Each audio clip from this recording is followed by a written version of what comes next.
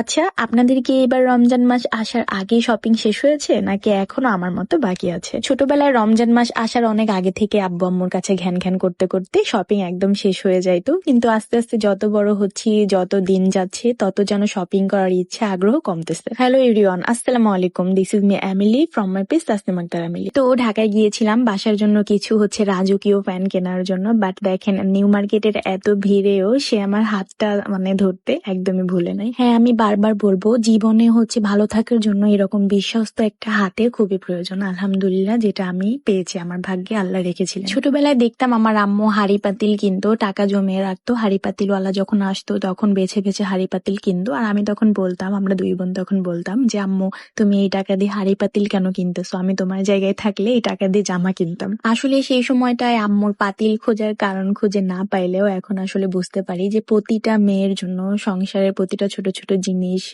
কেনা বা পছন্দ করা বা সেই জিনিসটা পাওয়ার যে আকাঙ্ক্ষা, এটা আসলে কতটা বড়। এখন একটা মজার ব্যাপার শেয়ার করি আপনাদের সাথে। আমরা দুইজন যেহেতু জমজ বোন, ছোটবেলা থেকে আমাদের পছন্দ বা আমরা যে মার্কেটে গিয়ে একটা জামা পছন্দ করবো বা একটা জিনিস পছন্দ করবো, আমাদের দুইজনের সেম সেম পছন্দ হয়ে যায়। তো হ্যামিলিকে ভিডিও কল দিয়েছিলাম কিছুদিন আগে। তো ভিডিও কলে ওর বাসার ফ্যান দেখাচ্ছিল।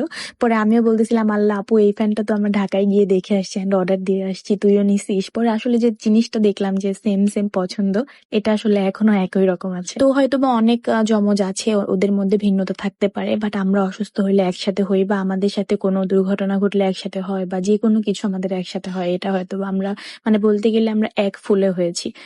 কোন কোন জমজ আপুরা আছেন যারা আমার ভিডিও দেখেন, তাদের কি এমন হয় অবশ্যই জানাবেন। তো যাই হোক, বাসার জন্য দুইটা রাজকীয় ফ্যান কিনে দেন কুরিয়ার করে আমরা মার্কেট করতে চলে আসি একটু টুকিটাকি কেনার জন্য। এখানে এসে আপনাদের ভাইয়ার তো আজানের জন্য একটা সুন্দর জুতা পছন্দ হয়ে যায়, যদিও একটু বড় ছিল জুতাটা, বাট তার অনেক বেশি পছন্দ হয়ে যায়।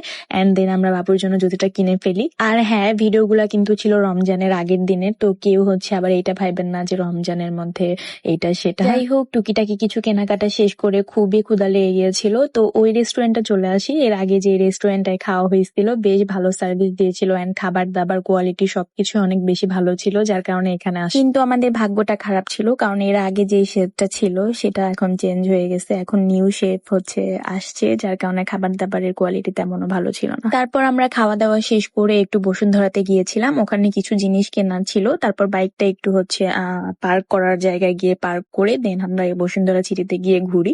যদিও চেহারার অবস্থা একদমই বাজে ছিল, ফকিন্নিদের মতো লাগতেছিল। ঢাকায় গেলে আর কি যা হয়, যানজট, সবকিছু মিলিয়ে ধুলাবালি। যেহেতু আমরা একটু ভিডিও টিডিও করতে বেশ পছন্দ করি, আর বলতে গেলে প্রফেশনটা এটা নিয়ে নিয়েছি, তো আমাদের একটা ভালো একটা গেমবেলের অনেক দরকার ছিল। তো সেটাই খুঁজতে খুঁজতে একটা ভালো রকমের গেমবেল পেয়ে যাই, যেটা 15,000 টাকা দিয়ে কিনে ফেলি।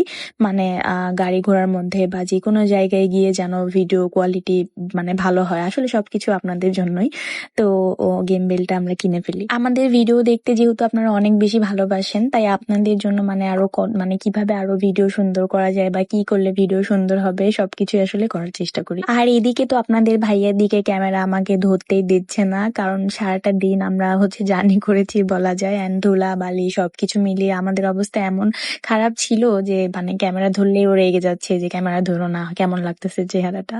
তো যাই হোক, আমরা যেহেতু বাইকে করে এদিকে সেদিকে ঘুরতে অনেক বেশি পছন্দ করি, তো বেশ বোরিং ফিল হয় মাঝে মাঝে, যার জন্য একটা বক্স কিনে নিই, ব্লুটুথ সিস্টেমের। তো বক্সটার দাম নিয়েছিল প্রায় 3,500 টাকা। তারপরেই তো কেনাকাটা শেষ করে রাস্তায় জ্যামে দাঁড়িয়েছিলাম। এখানে একজন রাস্তার মধ্যেই নামাজ পড়ছিল, নামাজের কোনো মাসালা ছাড়াই। আলহামদুলিল্লাহ, মাশাল্লাহ, কতটা আল্লাহর প্রতি তাদের আল্লাহ তাআলা সবাইকে এরকম হিদায়াত দান করুক, আর আমাকেও সাথে শয়তানদের হাত থেকে মুক্ত করুক। তো যাই হোক, আজকে সবাইকে বিদায় জানাচ্ছি। নেক্সট ভিডিওতে দেখা হয়ে যাবে সবার সাথে। ভালো থাকবেন, সুস্থ থাকবেন, আল্লাহ হাফেজ, and thank you so much for watching.